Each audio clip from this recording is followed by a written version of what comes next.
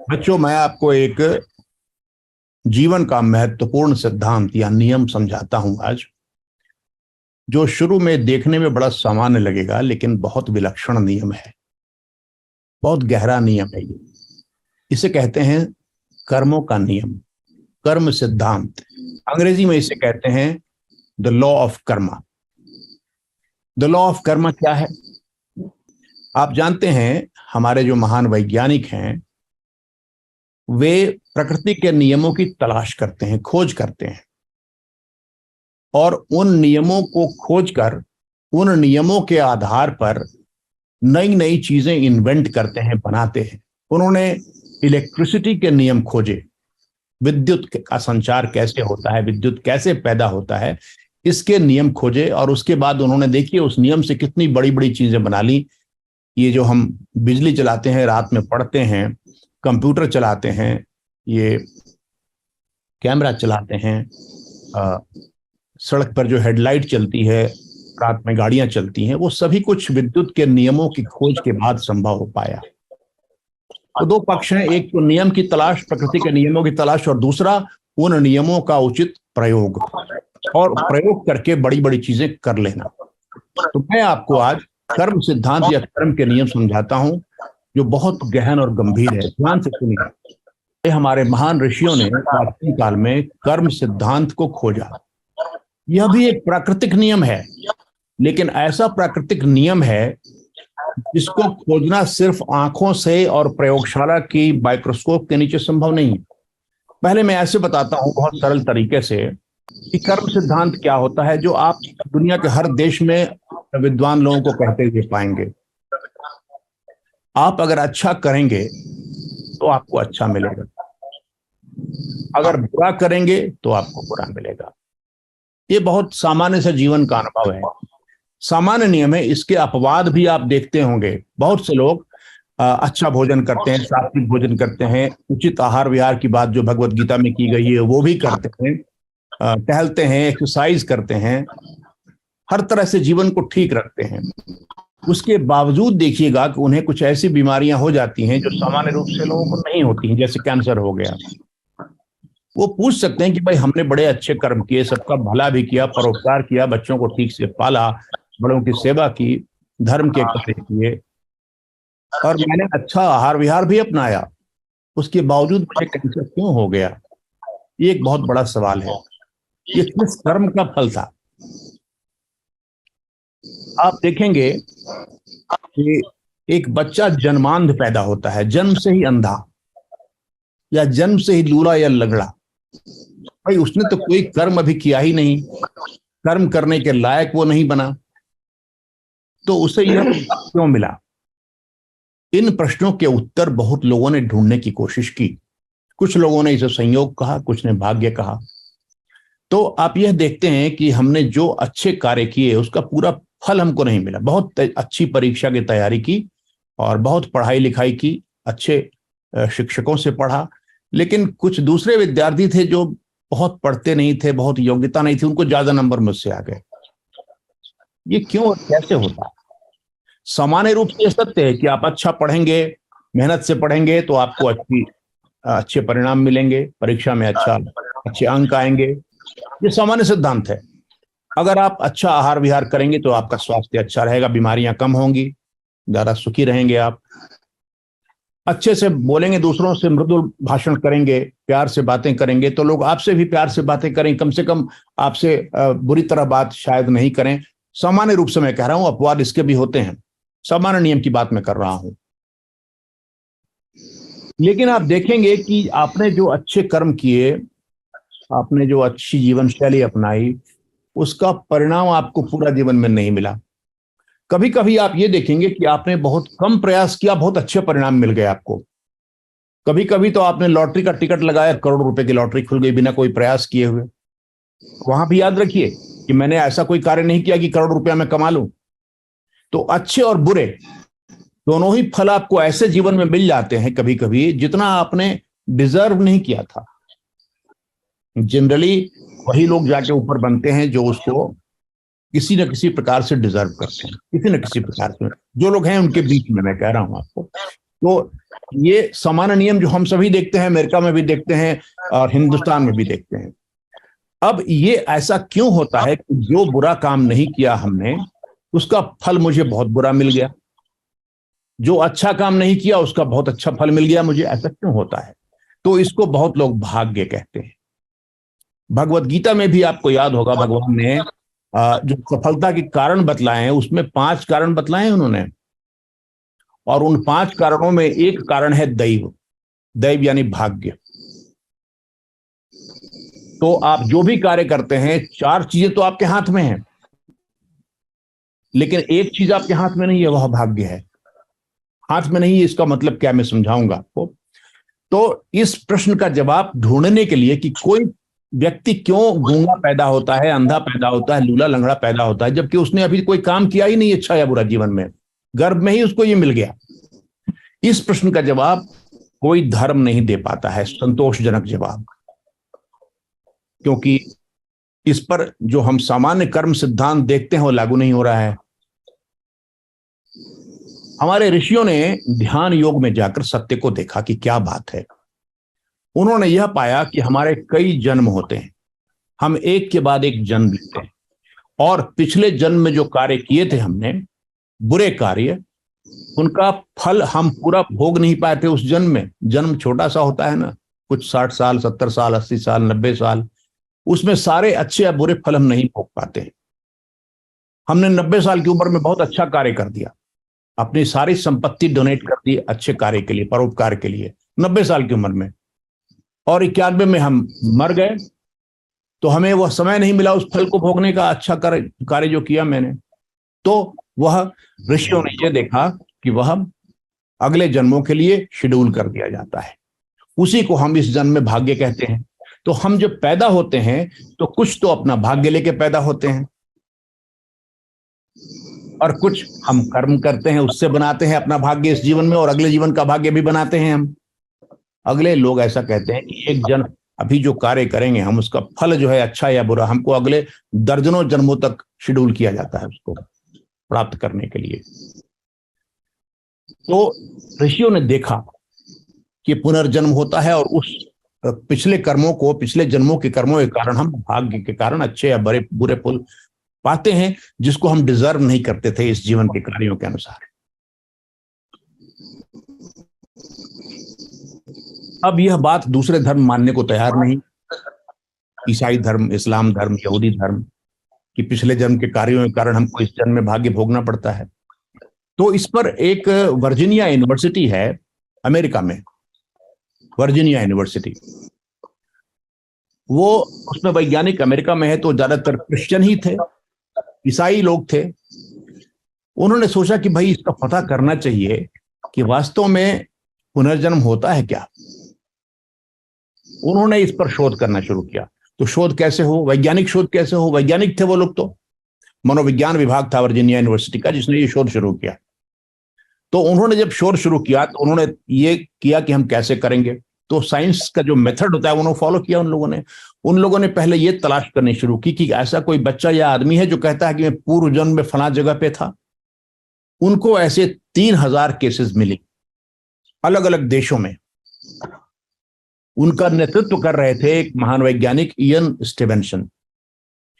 तो ऐसे केसेस उन्होंने 3000 डॉक्यूमेंट करी, दस्तावेजीकरण किया, और उसके बाद बहुत पैसे लगते हैं शोध करने में। जान लिया अमेरिका में विशेषता क्या है वैज्ञानिकों की, कि वहां बहुत फंड्स मिलते हैं उनको शोध करने के लिए। अब देखिए 3000 केसेस में, मान लीजिए एक अमेरिका का बच्चा कर रहा है कि मैं इंग्लैंड में था पहले साल, मेरे पिताजी जॉन थे और मदर का नाम मेरी था, तो वो वहां से प्लेन से जाएंगे, टीम जाएगी वहां, और वहां जाके उस मोहल्ले में पूछताछ करेगी कि यहाँ कोई जॉन थे, कोई मेरी थी, उनका कोई मकान था, सब बताता है बच्चा कि इस तरह का मकान था, पीछे तालाब था। वो शोध करने के बाद सच कह रहा है ये बच्चा, तब वो पता करते थे कि क्या वास्तव में ऐसी बात हुई थी, कोई ऐसा बच्चा था जो मर गया था इस प्रकार से। तो पता चला कि सही कह रहा है वो। उन लोगों ने बड़े लोगों के कहने पर शोध नहीं किया, ध्यान रखिएगा। क्यों? क्योंकि बड़े लोग तो झूठ भी बोल सकते हैं। उन्होंने औसत 6 साल के बच्चों को लिया, बड़े लोगों को छोड़ दिया शोध में, देखा आके, लेकिन अपनी फाइंडिंग्स को बेस की बच्चों के आधार पर जो झूठ नहीं बोलेंगे। 6 साल का बच्चा क्या झूठ बोलेगा कि हम इंग्लैंड में पैदा हुए थे भाई। तो उन लोगों ने जब शोध किया, ये शोध 30 वर्षों से अधिक चला, 30 वर्षों से, बहुत करोड़ों रुपए लगे खर्च हुए, जाने में, आने में, डॉक्यूमेंट करने में, वहां जहां जाके तलाश करनी थी। पता चला कि पुनर्जन्म, उन्होंने कहा अंत में कि जितने भी प्रमाण हमें मिल रहे हैं उससे यह स्पष्ट होता है कि पुनर्जन्म होता है। ध्यान रखिए, वे उस धर्म के लोग थे जो ईसाई थे, और ईसाईयत नहीं मानता है कि पुनर्जन्म होता है, लेकिन वैज्ञानिक अपने धर्म के आधार पर नहीं चलता, वह सत्य को खोजता है। सत्य जो कहता है, जो निष्कर्ष निकलता है वैज्ञानिक शोध का, वो उसको मानता है। यह नहीं देखता कि हम ईसाई हैं कि मुसलमान हैं कि हिंदू है। वैज्ञानिक वैज्ञानिक होता है, ध्यान रखिएगा। अपनी आस्था अलग उसकी है कि जीसस ईश्वर के पुत्र थे, और या प्रोफेट मोहम्मद हमारे पैगंबर थे, या ये हमारे अवतार थे, ये सब मानता होगा आस्था के लिए अपने। लेकिन विज्ञान के मामले में जो विज्ञान कहेगा वही मानेगा, वो जो सत्य सामने आएगा। शोध से ये निकला। अब देखिए, जब पुनर्जन्म सिद्ध हो गया होता है, तब इसका मतलब है कि दोनों में कनेक्शन भी है। हम किस घर में पैदा हुए, ये हमारा भाग्य बनाया गया। हम अमीर घर में पैदा होंगे, गरीब घर में पैदा होंगे। लेकिन ये मत समझिए कि गरीब घर में पैदा होना दुर्भाग्य का ही लक्षण है। बहुत बार अमीर घर में पैदा होकर बर्बाद हो जाते हैं लोग, और बहुत बार गरीब ऊंचे उठ करके अच्छे बन जाते हैं। तो वो एक पहलू मत देखिए, सारा पहलू मिला के अलग अलग उसको पुरस्कार मिलते हैं। पुरस्कार भी मिलता है, दंड भी मिलता है। ये दोनों मिला के भाग्य बनता है हमारा, दुर्भाग्य सौभाग्य मिला करके। तो कहने का मतलब ये हुआ कि कर्म सिद्धांत इतना ही नहीं है कि मैंने जो किया और उसका फल मुझे मिला इस जीवन में, ऐसा नहीं है। ऋषियों ने देखा कि ये बात है कि पूर्व जन्म के फलों का भी, कर्मों का भी फल इस जन्म में मिलता है। लेकिन सबसे बड़ी बात यह निकली शोध में कि वो सब भाग्य मैंने खुद ही बनाए थे, मैंने खुद ही कर्म किया था। याद रखिए कि भगवान ने भगवत गीता में क्या कहा आपसे, भगवत गीता में क्या कहा उन्होंने इसके विषय में, कि मनुष्य अपने कर्म स्वयं करता है। कौन सा श्लोक है बताइए?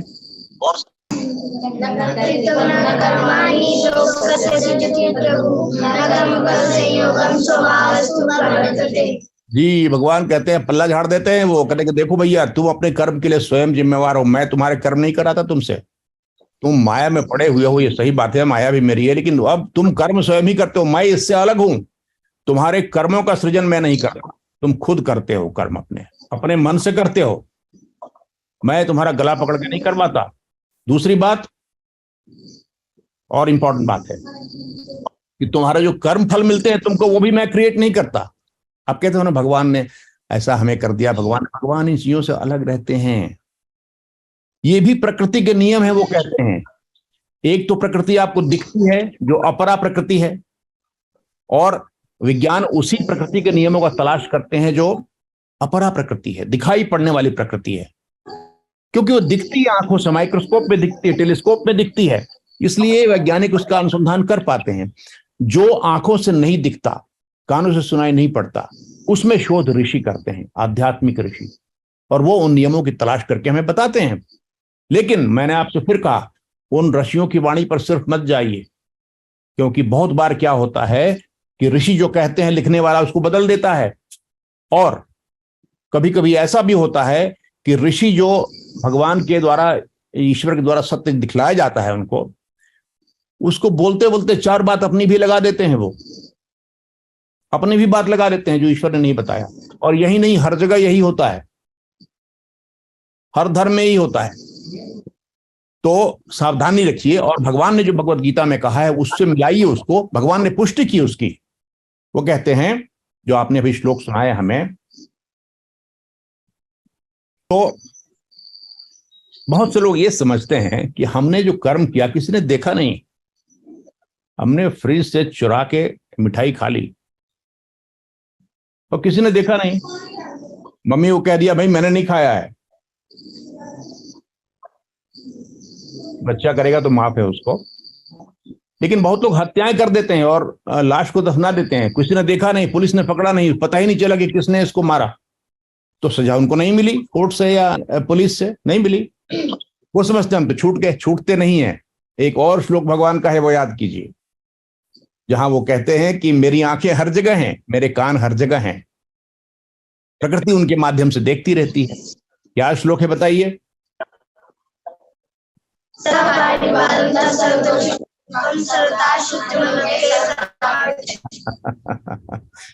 सर्वतः पाणिपादम तत्सर्वतोक्षिशिरोमुखम सर्वतः श्रुतिमल्लोके सर्वमावृत्य तिष्ठति। मेरे कान हर जगह हैं, मेरी आंखें हर जगह हैं, मेरे चरण कमल हर जगह है, मेरे कर कमल हर जगह हैं, और मेरा मुख भी हर जगह है। इसलिए उनकी आंखें देखती रहती हैं आपको, प्रकृति भी आपको देखती रहती है। और आप जितने भी अकेले में चंद्रमा पर जाकर अपराध कर दें आप, लेकिन वो कभी छुपेगा नहीं किसी से। अदृश्य सीसीटीवी कैमरे सब जगह लगे हुए हैं, रिकॉर्ड होता रहता है उसमें अपने आप। ऐसा भगवान ने कंप्यूटराइज सिस्टम बनाया है, आप जो करते हैं अंधेरे में, उजाले में, अकेले में, लोगों के सामने, वो सब उस कंप्यूटर में प्रकृति के दर्ज होता रहता है। और वही नहीं, ऐसी प्रोग्रामिंग की हुई है भगवान के द्वारा कि आपके फल भी उसी प्रकार से बनते रहते हैं, और ये भी तय हो जाता है कि किस जन्म में क्या मिलेगा, अगले जन्म में क्या मिलेगा, उसके बाद के जन्म में क्या मिलेगा। ये कर्म सिद्धांत है, कर्म सिद्धांत का एक पहलू है। इसलिए बहुत सारे अधिकांश फल तो हमको इसी जीवन में मिल जाते हैं। अरे हम अच्छी पढ़ाई करेंगे तो हम इसी जीवन में बहुत अच्छा कर लेंगे। मान लो एक जगह कम नंबर आए, दूसरी जगह अच्छा नंबर आ जाएगा, तीसरी जगह अच्छा नंबर आ जाएगा, कहीं ना कहीं तो करेंगे हम। यही नियम है। लेकिन कर्म सिद्धांत यहीं तक नहीं रह गया। मैं बता दूं आपको, ये तो प्रकृति का नियम वैज्ञानिक ने तलाश किया कि बिजली कैसे पैदा होती है और कैसे उसको यहां से वहां संचारित करते हैं। ये नियम पता कर लिया वैज्ञानिक ने। वैसे ही हम लोगों ने कर्म सिद्धांत पता कर लिया। अच्छा कर्म करोगे तो अच्छा फल मिलेगा, पैदा होगे उसको भोगोगे आनंद, बुरा कर्म करोगे तो फिर पैदा होगे तो बुरे भोग भोगोगे। ये हमने नियम पता कर लिया ऋषियों ने और वैज्ञानिकों ने मिलकर, ठीक है। लेकिन इस नियम का प्रयोग करके हम कैसे लाभ उठाएं, ये सवाल उठता है। ये एक ऐसा प्रश्न है जिसको हम कल सुनेंगे कि इस पर भगवत गीता क्या कहती है और हमारे ऋषि क्या कहते हैं। और उस चीज को जान के, कर्म सिद्धांत का जो पार्ट 2 है, वह जानने के बाद आपके दुख मुक्ति के द्वार खुल जाएंगे। दुख का स्थायी निदान निकल जाएगा। कभी आप दुखी नहीं होंगे, कभी आप कष्ट में, संकट में नहीं पड़ेंगे। और इसमें एक और बात बता दूं मैं आपको कि हमेशा एक सामान्य नियम होता है और एक अपवाद होता है। सामान्य नियम 99% केसेस में लागू होता है, अपवाद 1 में लागू होता है। यही सामान्य नियम और अपवाद की बात मैं कर रहा हूं आपसे। तो ये जो कर्म सिद्धांत है, आपके जो भाग्य लिखे गए हैं, उन भाग्यों को कैसे बदलें हम, यह भी एक सिद्धांत अलग है जो अपवादजनक है। भगवान क्या कहते हैं? अति चेत सुदुराचारो भजते माम अनन्य भाग साधुरेव समन्तव्य सम्यक व्यवस्थो हि सह क्षिप्रम भवति धर्मात्मा शस्त्रक्षांति निगच्छति कौन्तेय प्रतिजानी ही नमे भक्तः प्रणश्यति। भगवान कहते हैं यार बहुत बुरे काम तुमने किए, बड़े पापी हो, पापियों में भी परम पापी हो, पापियों के सम्राट हो, तो भी तुम बच सकते हो मेरी कृपा से। मगर तुम्हें धर्मात्मा बनना पड़ेगा पहले। दुरात्मा तुम अभी हो, धर्मात्मा बनोगे और मेरी भक्ति करोगे, तब तुम उन दुर्भाग्यों से मुक्त हो सकते हो, तुम्हारा नाश नहीं होगा। वो ये भी कहते हैं, देखिए भगवान ने प्रकृति को बनाया है, प्रकृति के नियम बनाए हैं, लेकिन वो भी इनको सामान्य रूप से तोड़ते नहीं है। इनका आदर उन्होंने बनाया, नियम क्यों तोड़ेंगे उसको? अपने लिए तो तोड़ा ही नहीं। जब राम बने, जब कृष्ण बने, तो नहीं तोड़ा उन्होंने, सारे नियमों का पालन किया। तो भला हमारे साथ नियमों का पालन क्यों नहीं होगा? लेकिन जब उनके साथ जुड़ जाते हैं आप, तो आपकी उंगली पकड़ के वो आपके भोगों के साथ चलते हैं। आप अपने, आपके जो बुरे भोग हैं, बुरा समय आता है तो उंगली पकड़ के चलते हैं और आपको पकड़े रहते हैं उंगली आपकी, एक जन्म, दूसरे जन्म, तीसरे जन्म में। इस पर भी उन्होंने कहा है भगवद गीता में, इस पर भी उन्होंने बताया है कि नाश नहीं होता उसका, मैं पकड़ के उसके भोग भगवा देता हूं और बाकी माफ करके उसको अपने यहां बुला लेता हूं, बैकुंठ बुला लेता हूं। बैकुंठ से भी ऊपर जो जगह है, यद गत्वा न निवर्तन्ते तद धाम परमम मम, वह जो अव्यक्त धाम भगवान का है, उससे कभी कोई वापस नहीं आता और वहां दिव्य अस्तित्व में रहता है, परम सुख में, दिव्य अस्तित्व में सारे ब्रह्मांड की यात्रा कर सकता है। जब चाहे पैदा भी हो सकता है, लेकिन वो पैदा लॉ ऑफ कर्मा के मजबूरी में नहीं होता, वो उसके कंपल्शन में पैदा नहीं होता, मजबूरी में, जबरदस्ती पैदा नहीं। अभी जबरदस्ती पैदा होते हैं हम, चाहे ना चाहे पैदा होना ही है हमको। तब वो अपनी मर्जी से आता है और मर्जी से जाता है। यह कैसे होता है, वह इस नियम को कैसे लागू करते हैं हम जीवन में अपने, कि हमें वह स्थिति प्राप्त हो सके, इस पर मैं कल चर्चा करूंगा। तब तक के लिए हरि शरणम।